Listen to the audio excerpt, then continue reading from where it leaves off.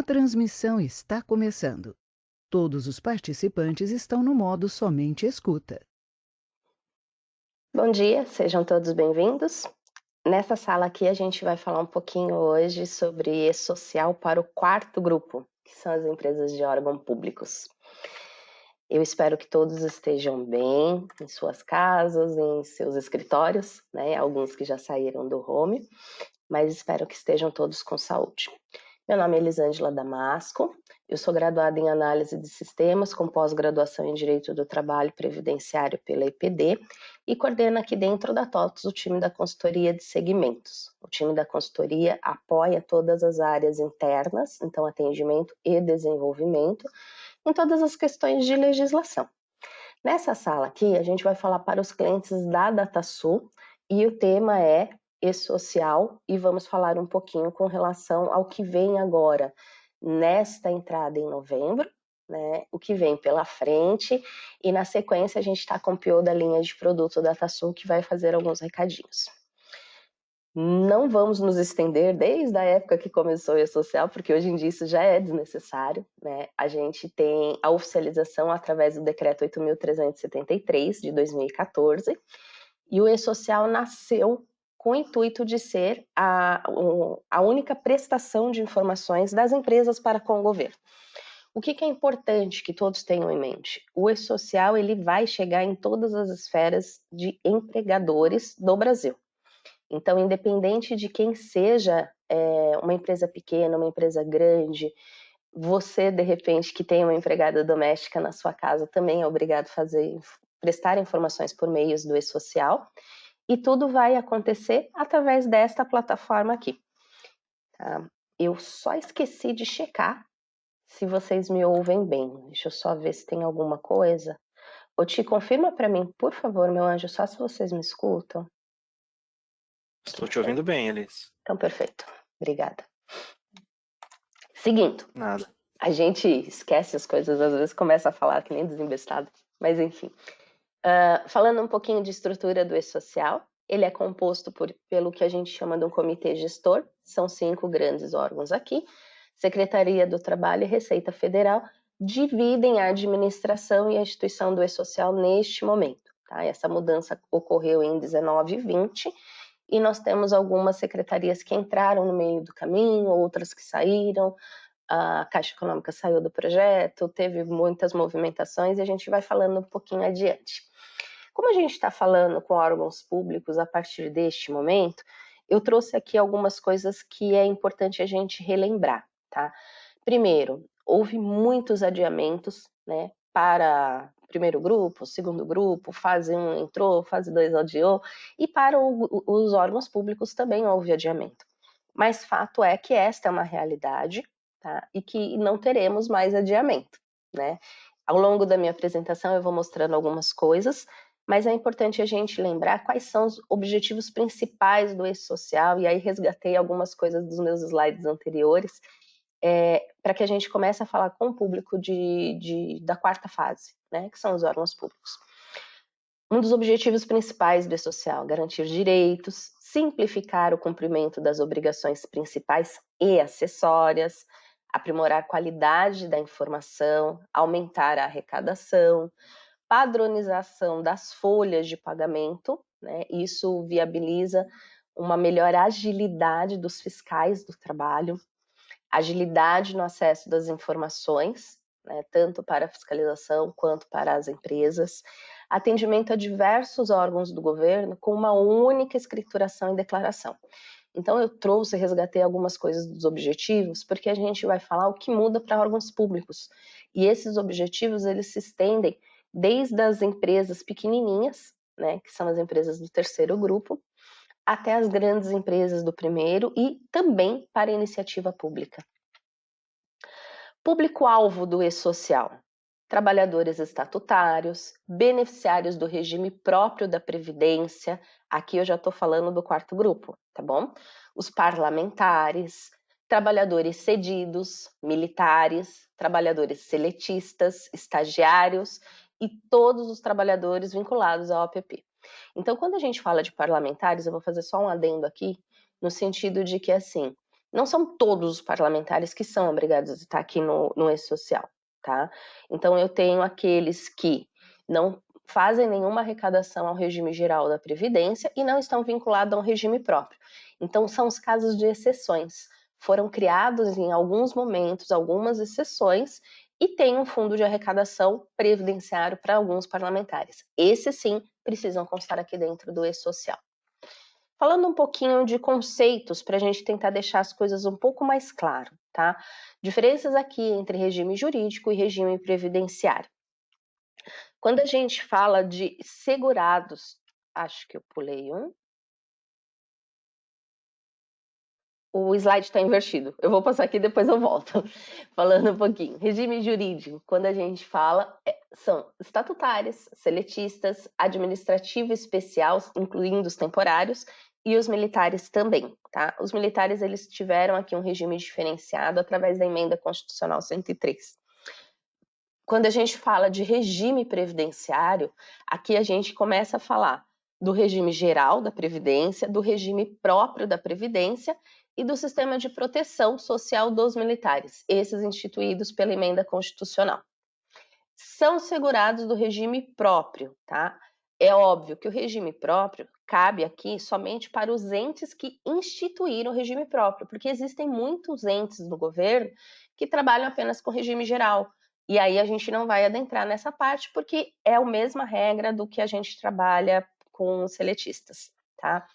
Então, são segurados todos os servidores públicos e titulares de cargo efetivo, magistrados, ministros, conselheiros dos tribunais de contas e membros do Ministério Público, servidores estabilizados por força do artigo 19 do Ato das Disposições Constitucionais Transitórias, servidores admitidos nos 5 anos anteriores à Constituição.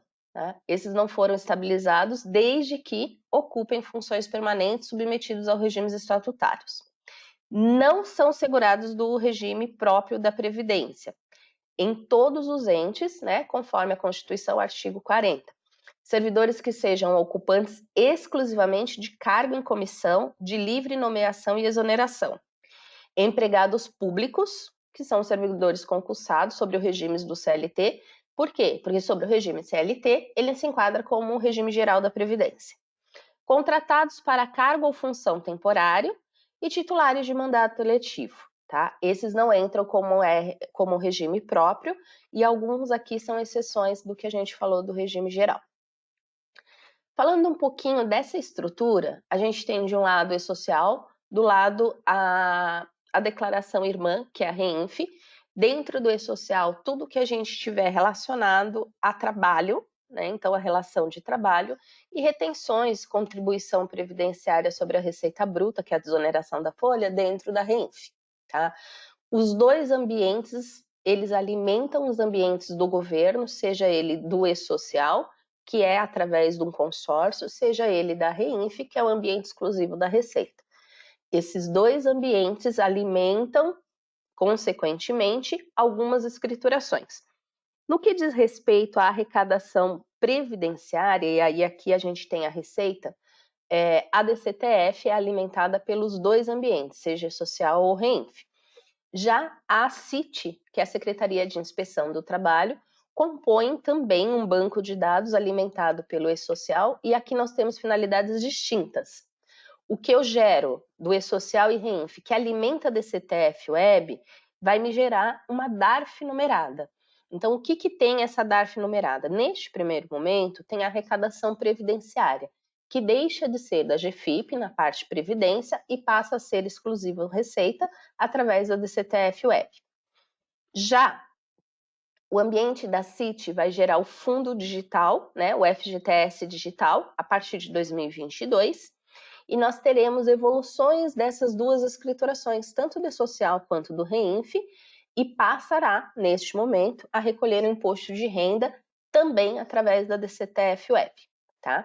Hoje, especificamente, DARF numerada para as empresas dos grupos que já fizeram a sua substituição. Órgãos públicos não está entrando aqui ainda, tá? Órgãos públicos começa agora, em novembro de 21, o envio de não periódicos. Mas por que eu trouxe, então, esse desenho? Para que vocês entendam toda essa estrutura do que vem pela frente ainda. O recolhimento previdenciário se dá exclusivamente pela DCTF-Web, a partir do momento que entra a fase de envio de periódicos, normalmente de 2 a 3 meses posterior, se substituir a GPS, né, a GFIP previdenciária, pela DARF dentro da DCTF-Web.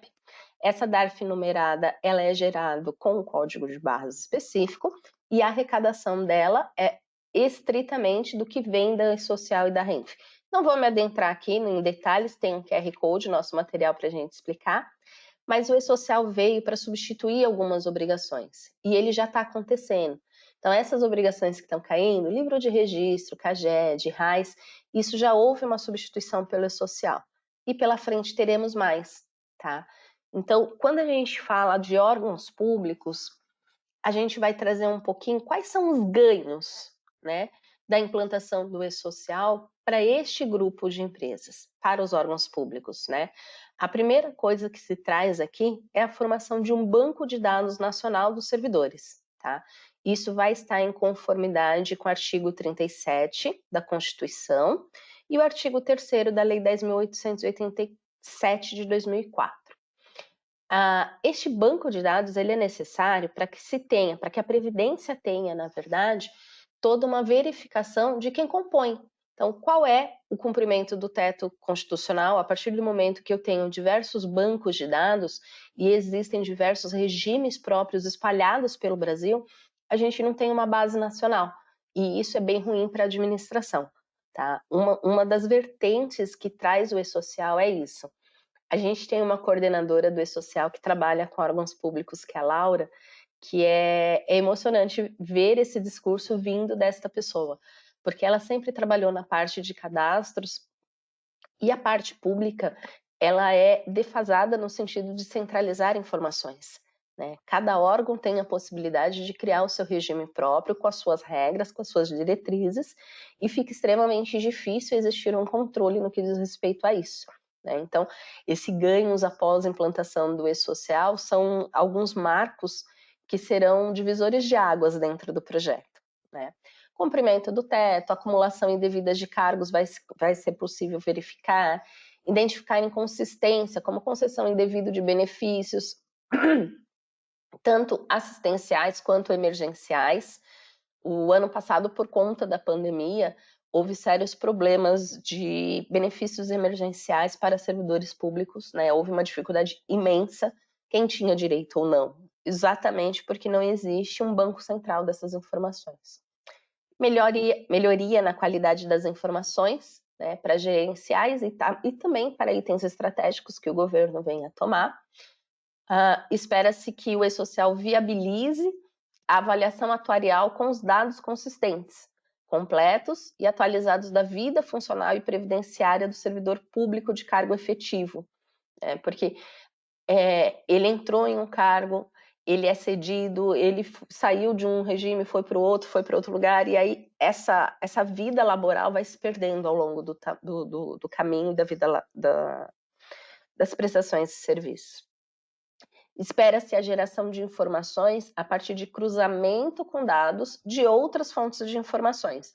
O E-Social, ele traz essa vertente nata, né? A partir do momento que eu consigo já sair cruzando dados, eu consigo ter a folha ali e ter informações que eu já faço o cruzamento de forma nativa.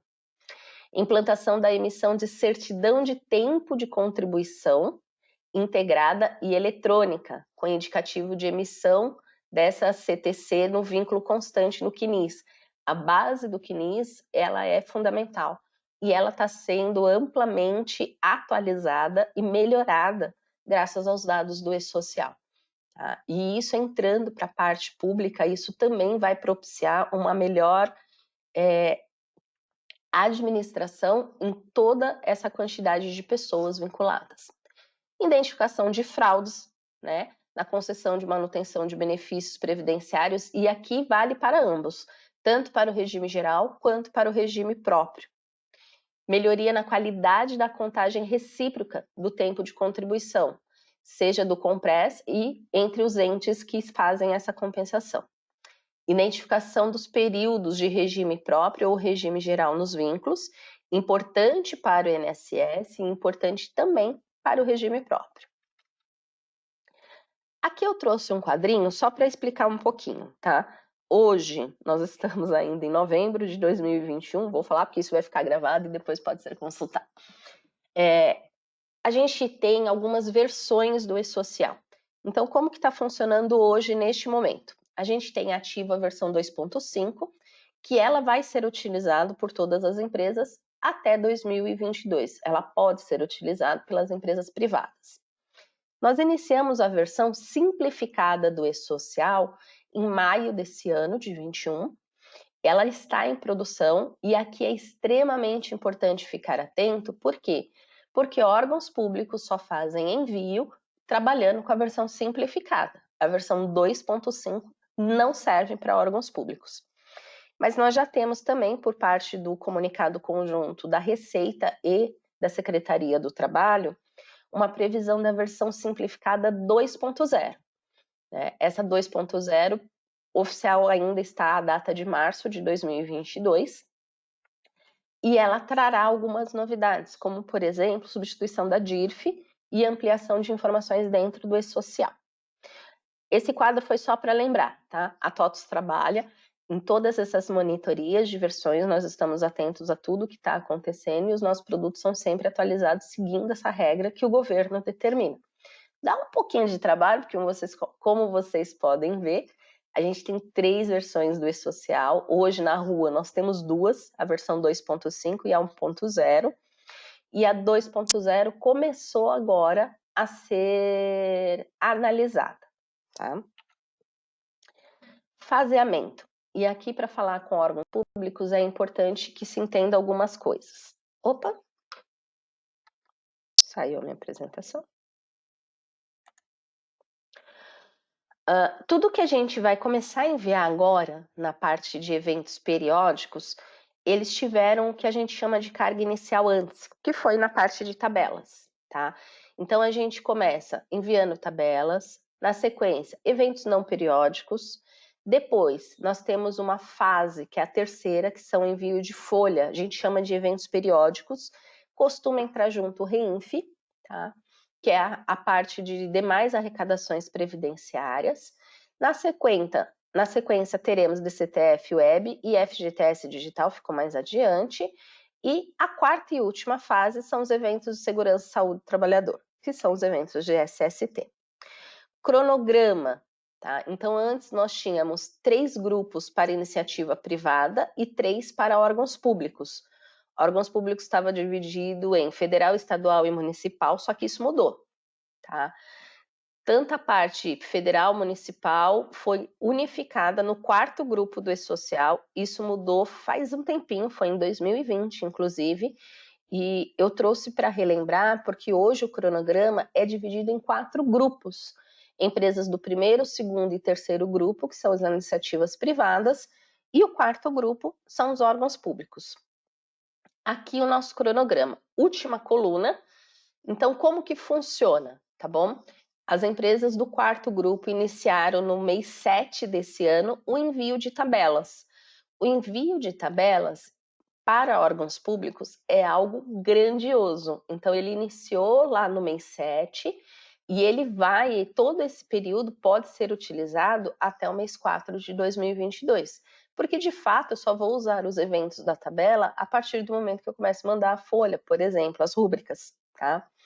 Agora, em novembro, mês que vem, inicia os eventos não periódicos para este grupo. Depois nós teremos, em abril de 22, o envio de folha. A DCTF Web já está programada a partir do mês 6 de 2022. Esta DCTF costuma ser depois de 2 meses, 2 ou 3 meses. E, por fim, a última fase para o 4º grupo são os eventos de saúde e segurança do trabalho a partir do mês 7 de 22, tá? Cada um desses itens tem algumas particularidades. Eu me adentrei e falei exclusivamente da última coluna, porque aqui a gente está falando com empresas do quarto grupo, né? Este nosso evento TOTOS Responde é justamente para falar com órgãos públicos. Estrutura de eventos dentro do e-social. Aqui é importante a gente relembrar alguns conceitos que passam a ser utilizados agora para os órgãos públicos. O evento S1000, ele é o primeiro evento, ele traz as informações do empregador, daquele contribuinte ou órgão público, tá? Dentro do S1000, eu vou determinar qual é a raiz do CNPJ para todos os estados e municípios e o CNPJ completo da União. A tabela de natureza jurídica, a tabela 21, ali eu vou me atentar com relação ao grupo da administração pública. Já a classificação tributária, ela vai lá na tabela 8 e o código 85 identifica a administração direta da União, dos estados, Distrito Federal, municípios, autarquias e fundações. E o ente federativo responsável é o CNPJ principal ao qual todo órgão do ente federativo são vinculados. É importante a gente relembrar essa estrutura dentro do S1000, tá? Eu trouxe mais adiante também alguns materiais de apoio e nós temos toda essa informação dentro do site do E-Social, também para ser consultado. Quando a gente fala do CNPJ, então, por exemplo, o estado do Mato Grosso do Sul, o ente federativo é o Mato Grosso, ele tem um ente principal, sim, e ele tem uma situação ativa. Então, quando eu for informar no E-Social, este é o CNPJ que eu vou trabalhar. Eu trouxe alguns exemplos, não trouxe a tabela inteira, tá bom? Mas dentro do site do E-Social, eu esqueci de deixar um QR Code aqui, acho que não ficou nessa versão do PPT. Mas dentro do site do E-Social foi liberada uma tabela para auxiliar todos os órgãos públicos no que diz respeito à identificação do ente principal, porque todos eles são obrigatórios a terem esse elo de informação, tá bom? Então, aqui nós já temos alguns que foram baixadas, por exemplo, a Cefaz, né, a Secretaria do Estado da Fazenda, aquele último CNPJ lá embaixo, com o final 2000 ao contrário, 96, ele já está com situação baixada. Então, se tentasse incluir um S1000, um 1005 com relação a esse CNPJ, o E-Social não vai aceitar. Por isso que é importante olhar qual que é o ente federativo. Aqui nós estamos falando do Mato Grosso do Sul, vocês estão vendo que essa coluna é inteira do Mato Grosso. Quais são os entes principais, se ele é o principal ou se ele é um secundário vinculado a esse principal. Então, no primeiro momento aqui, 1000 ao contrário 28, primeira linha da nossa tabela é o ente principal. Todos os demais estão atrelados a esse ente federativo, que é o Mato Grosso do Sul, tá? E a situação de cada um deles. Identificação do empregador. Então, eu tenho aqui o tipo de inscrição, o número da inscrição, a classificação tributária. Tanto a classificação tributária quanto a natureza jurídica são itens que são informados no Infocadastro, tá? E eles estão vinculados ao CNPJ do ente federativo.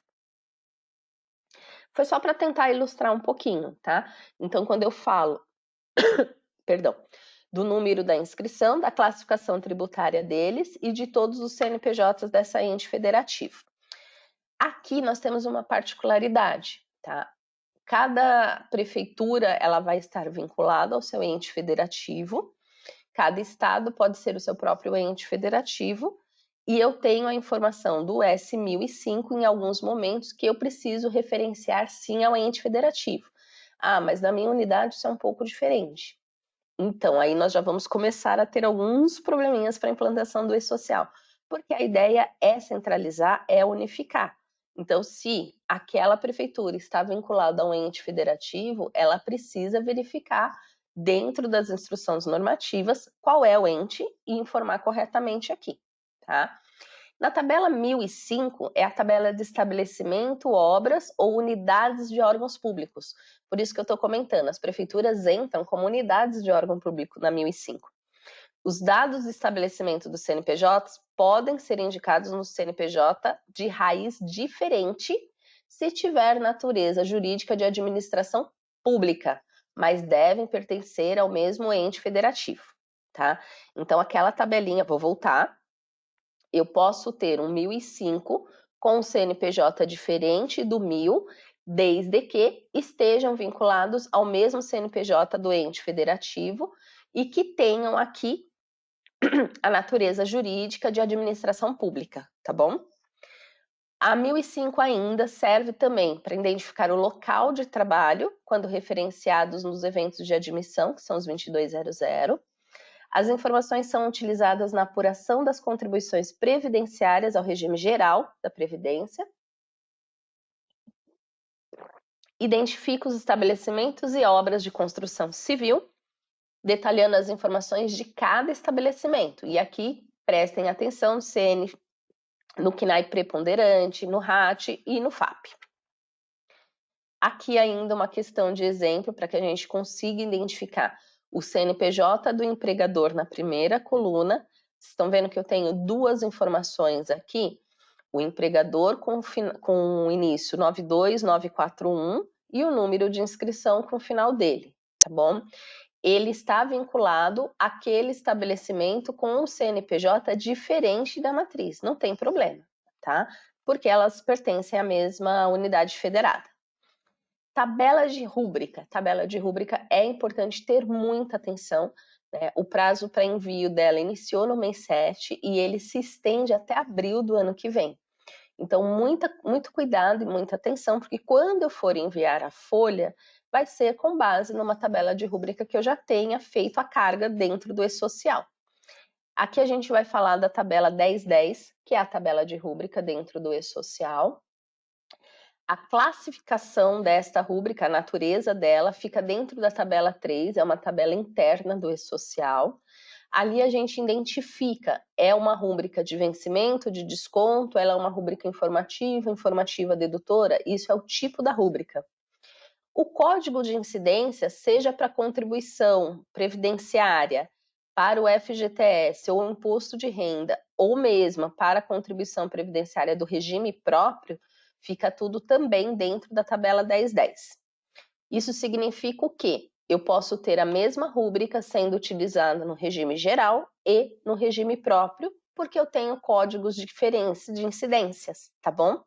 Então, eu não preciso separar duas tabelas 1010, eu posso usar a mesma. Presta atenção apenas neste campinho que é o código de incidência. Para o regime geral é de um jeito, para o regime próprio é de outro. Compõe teto remuneratório específico no que diz respeito à tabela 1010, remuneratório na parte previdenciária do regime geral e a parte do imposto de renda a gente não tem teto, tá bom? Tabela 1070. A tabela 1070 é de processos administrativos e judiciais. O que é importante aqui? Qualquer processo administrativo que o órgão tenha, eu preciso cadastrar? Não. Eu só preciso cadastrar e enviar para o e-social somente processos de natureza tributária, ou seja, qualquer processo que influencie a arrecadação da previdência do regime geral ou próprio, da parte de terceiros, né, o sistema S do regime geral, o imposto de renda ou FGTS. Eu tenho um processo dentro do órgão que não é tributário, ele não vai ser cadastrado na tabela 1070. E aí vamos falar um pouquinho da estrutura de eventos do regime geral, tá? Então a gente trouxe mais de uma informação para vocês começarem a identificar as diferenças. Quando a gente fala do regime geral, o órgão público ele vai ter a sua informação ali na S1000. As tabelas, eu já falei um pouquinho aqui, eu vou ter a 1005, podendo ter um estabelecimento com CNPJ diferente, e isso só pode acontecer nos órgãos públicos. Na iniciativa privada isso não é permitido. Dentro da tabela ainda, tabela 1010, tabela 1020 e 1070. Então, a gente tem aqui como identificar na tabela 1010 o COD em CP, tá? Esse é utilizado para o regime geral. Ali no cadastro do regime geral, no evento 2200, que é o da admissão, tem o tipo de regime previdenciário 1, vai identificar para o e-social, que é o regime geral. Toda remuneração desse vínculo vai ser trabalhado nos eventos 1200 e 1210. E aí, quando a gente fala do regime próprio, vou mudar o slide, aqui a gente tem alguma diferença, né? As tabelas em alguns momentos são as mesmas, mas já muda. Então, ó, voltei. Regime geral, remuneração no evento 1200 e 1210. Regime próprio, remuneração no evento 1202 e 1210. Então, a estrutura do regime próprio começa no S1000, mesmo evento, tá bom? Dentro do S1000, eu vou ter também um 1005 para a parte de tabelas diferenciado, podendo sim, quando for regime próprio. 1010 é a mesma tabela de eventos de rúbrica. Qual que é a diferença? Aqui eu tenho um outro campo de código de incidência, tá? Aqui eu tenho COD INC CPRP, que é o código da Previdência de regime próprio. No evento 2200, que é onde eu faço os cadastros desses trabalhadores, eu tenho o tipo do registro previdenciário igual a 2, que também diferencia do regime geral, tá? E o pagamento, aí sim, eu tenho evento diferente. Quando eu falo do regime geral, é o 1200, quando eu falo do regime próprio, é o 1202. Benefícios, né? Aqui também exclusivo para quarto grupo. Aqui eu não entro para a parte privada, tá bom? A estrutura de benefícios, e aqui a gente fala do enfileiramento, né? Eu, primeiro, para mandar qualquer benefício, o que eu tenho que ter feito? Que ter feito uma carga de evento do órgão público no S1000, tem que ter enviado antes todas as tabelas, né? Aqui a tabela 1010 é o que vai me identificar com a incidência do regime próprio. Tenho que ter feito um cadastro desse benefício através do evento 2400, tá? Ou 2410. A folha para os benefícios é o evento 1207, muda também esse evento. E o pagamento 1210, ele se consolida nas 3 modalidades. Quais benefícios? Né? Então, a gente está falando do que exatamente? O que eu preciso mandar para o e-social? Que tipo de benefício? Então, a gente vai enviar todos os beneficiários do regime próprio da Previdência, tá bom? Todos os beneficiários do regime militar. Benefícios especiais com ou sem vínculo previdenciário, que são mantidos pelo Tesouro do município, do estado, do distrito ou da União. E os parlamentares, tá? Ficou uma palavra ali a mais, depois eu retiro, tá um detalhe ali que preciso mover. Então, não são todo e qualquer benefício, são os que tenham algum vínculo com o regime da Previdência, sejam militares ou que sejam maniteridos pelo Tesouro. Agora vamos falar um pouquinho da estrutura dos eventos não periódicos para o e-social, tá bom? Falando aqui, o cadastro dos não periódicos, eu começo uma admissão através do 2200. Qualquer alteração do funcionário é realizada no 2205 ou 2206. Pode ser alteração relacionada a dados trabalhadores ou dados pessoais. E os eventos não periódicos se resumem aos eventos 2230, 2231, 2298 e 999. O 98 é uma reintegração. O 98 é uma reintegração, o 99 é o desligamento, e aqui eu tenho eventos novos para órgãos públicos. O 2230 e o 31 vai me possibilitar a parte de cessão e cedido. Então, a partir do momento que eu tenho um trabalhador que foi cedido e ele tem um afastamento, então, durante o período em que ele estiver cedido, ele tem férias, por exemplo. Eu não preciso mais encerrar aquele item de cedido, eu posso simplesmente informar através dos novos eventos que foram criados para essa finalidade, tanto no 2230 quanto no 2231. Eventos não periódicos. Então, eu posso fazer um encadastro através do 2300. Vou voltar só para explicar uma coisa. Aqui eu cadastrei um 2200, eu tenho um trabalhador, tá? Aqui eu estou cadastrando um 2300, eu tenho um trabalhador sem vínculo, tá? Esse trabalhador sem vínculo, eu faço alteração também nos eventos 2205 e 2306. Os eventos não periódicos deles são enviados através do 2230 e 2399, né? Então, eu começo uma sessão e eu encerro. E falando dessa estrutura, deixa eu só voltar.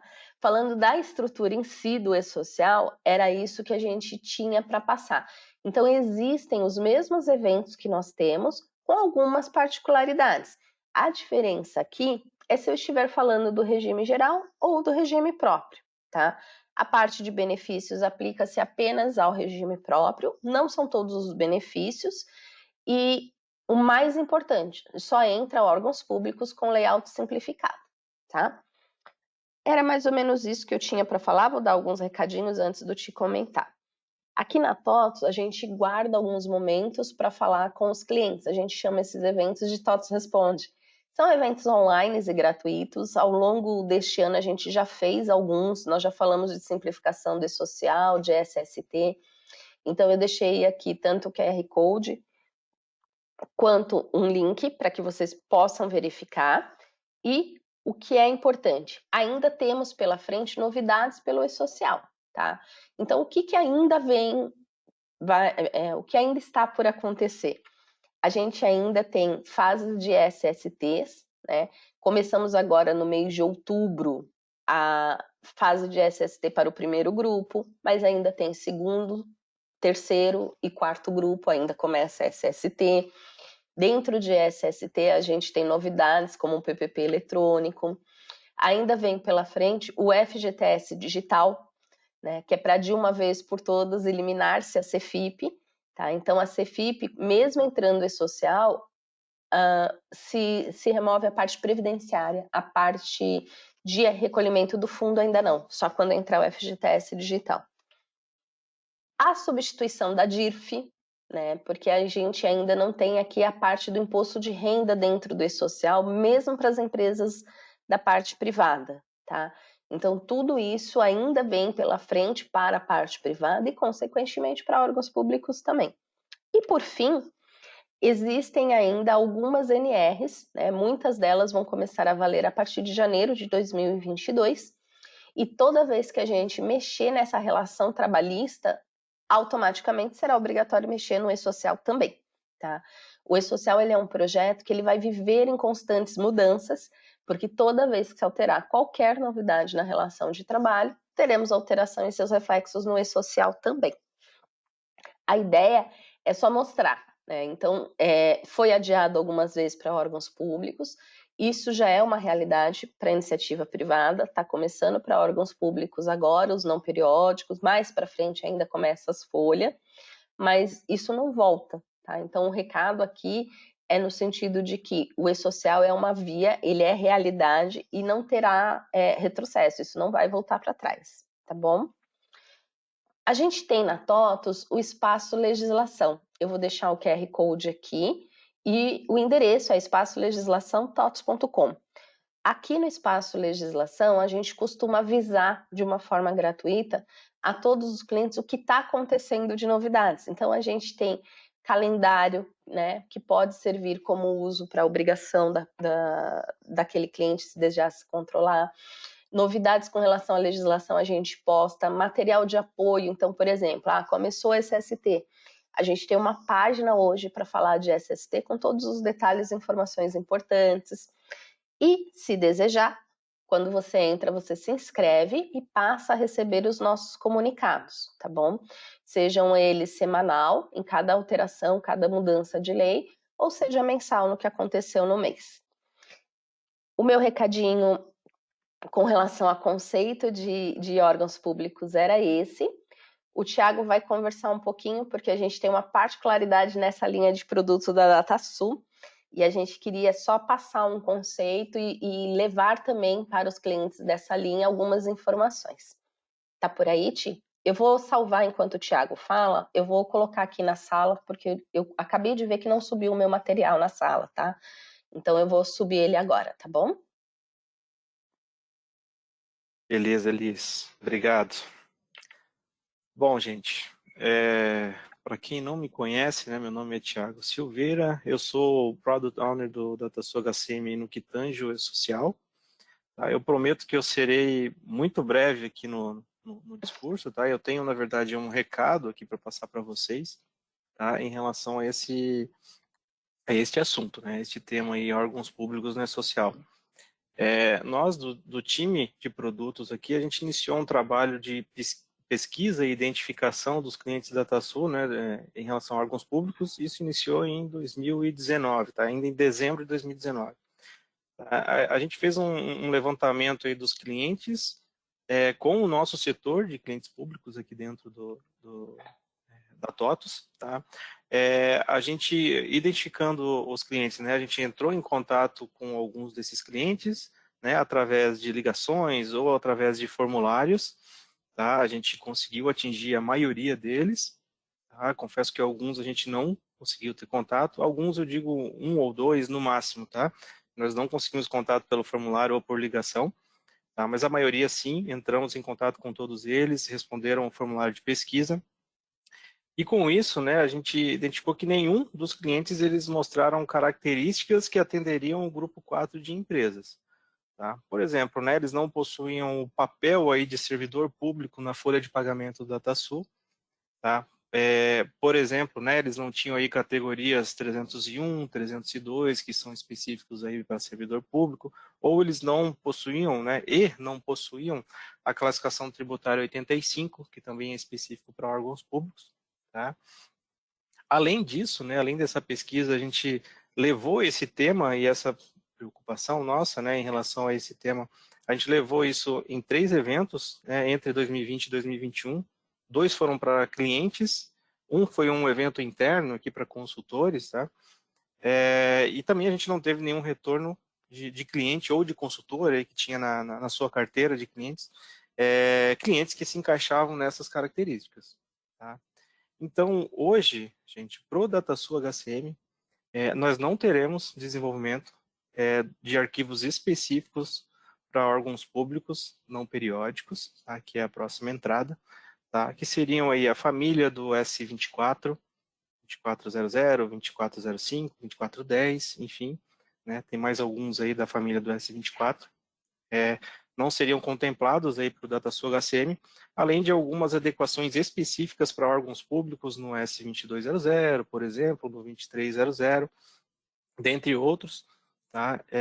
Isso a gente não vai ser contemplado dentro do DataSul HCM. Tá? A exceção fica aí para o S2231, tá? Ele será atendido sim pelo DataSul, porque a gente identificou aqui alguns clientes nossos que são empresas de economia mista, tá? E que eles possuem essa questão de cessão, cedido, tá? E isso o DataSul HCM vai atender o S2231, tá, gente? Gente, o recado seria esse, tá? Que eu gostaria de passar para vocês. Caso a gente tenha algum cliente aqui na sala ou algum consultor, tá? Que possa aí, que conheça, né, alguma empresa que tenha características desse grupo e que utilize o DataSul HCM, eu vou deixar aqui o meu recado no chat, vou enviar agora aqui para vocês, tá? Eu deixo aqui o meu contato, a gente está à disposição, tá, para a gente conversar, e se tiver alguma situação aí que se encaixe nisso, a gente está à disposição aí para apoiar e ajudar nesse direcionamento aí dessa questão, tá, gente? Acho que é isso, né, Ti? Eu já subi também, Isso. gente, o material que eu apresentei aqui. Então, se vocês tiverem interesse, pode baixar, ele está na ferramenta, tá? A ideia da gente gravar o evento para a linha DataSul foi para que nós deixássemos registrados, né? A gente não identificou cliente que se enquadre nesse quarto grupo, conforme o Thiago colocou, e a gente deixa os nossos contatos. Caso exista, caso algum consultor aqui atenda algum cliente da linha DataSul, entre em contato conosco, porque com exceção ao evento que o Thiago mencionou agora, a gente não tem desenvolvimento para essa linha de produto no que diz respeito a órgãos públicos, tá bom? Eu não Perfeito. vi perguntas aqui, Tati? Então a gente tinha um público pequeno, realmente era isso que a gente tinha em mente, mas a ideia foi fazer o evento mesmo assim, para quem tivesse se inscrito já ter a informação e levar o recado que é muito importante da nossa linha de produto, tá bom? O material está salvo aqui, foi gravado a nossa apresentação, tá bom? Então lá no Espaço Legislação, na próxima semana, já fica disponível todos os vídeos. Hoje à tarde a gente vai falar de órgãos públicos para a linha de produto RM e amanhã para a linha de produto Proteus. Não temos dúvidas, gente.